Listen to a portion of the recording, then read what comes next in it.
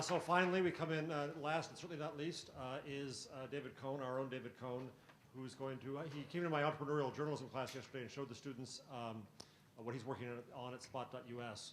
And here we go. And I'll try and be quick because I know I'm standing between you and lunch, and then a quick comment from Jeff. But so I'm working on a project called Spot Us, which is at the URL spot.us. I was thinking about launching it this week, but got distracted with this. So it's going to be probably launching next week. But Spot Us is community-funded reporting. So what that means is it's the act of distributing the cost of hiring a journalist across lots of different people. So it's essentially relying on a gift economy, which in the United States is something in the billions of dollars. The biggest recipients are churches and schools, things like that. So is journalism a public good that people will donate towards? We've already actually launched sort of an alpha test using just a wiki, and we've raised, for example, we raised $2,500 from 74 different donors, giving an average of $33 each, which hired a journalist to fact-check the political ads for the upcoming San Francisco election. We're actually launching in San Francisco. This is for, we're funded by the Night News Challenge, which is for local journalism. Eventually, we may expand into other cities. So how does it work? I'll break down the functions of the site as quickly as I can. Anyone can create a quote-unquote story tip, right? So John Q. Citizen says, I want someone to look into my kid's school, or the environmental degradation in the creek, whatever. And people can join that and pledge to it. No money actually transacts. It's sort of like joining a group. I want to see this happen. Journalists come in and they create pitches, which are a little bit more in depth. It includes, their background as a journalist, what they're going to deliver, right? I'll produce, a 1,000-word article, and yada yada yada. And that's what people donate towards, and that's where the actual money transaction happens.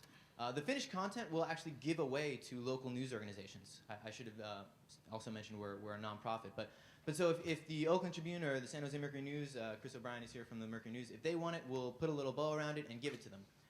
If they want exclusive rights to the content, they have to donate either 50% or more towards the journalism, and then they'll get temporary exclusive rights. Any extra proceeds go back to the original donors. So John Q. Citizen gets their $25 back, and they can invest in another investigation, right? So it becomes its own little microeconomy. Are you? No, but you're about a minute. All right.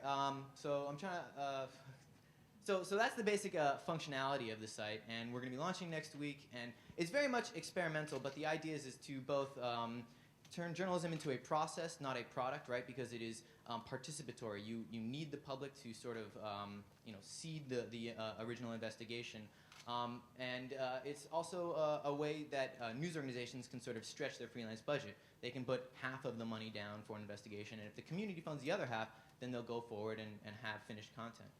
And so for the sake of trying to be brief, I'll say this. I'm really, really passionate about it. I think just like Jeff says, public support for journalism is not a silver bullet. I never claim that this is going to support entire newsrooms, but Kiva.org, which is, I should say, the gift economy is also being revolutionized on the web. Kiva.org circulates $1 million every 10 days. Donors Choose, which does this very same thing of small donations toward teachers, raised $8 million last year. Can journalism tap into that gift economy? And so I'm creating a platform that allows independent journalists to do that.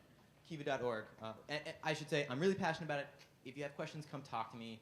That's what a lot of the lunch period will be about. So thank you very much. Thank you, David.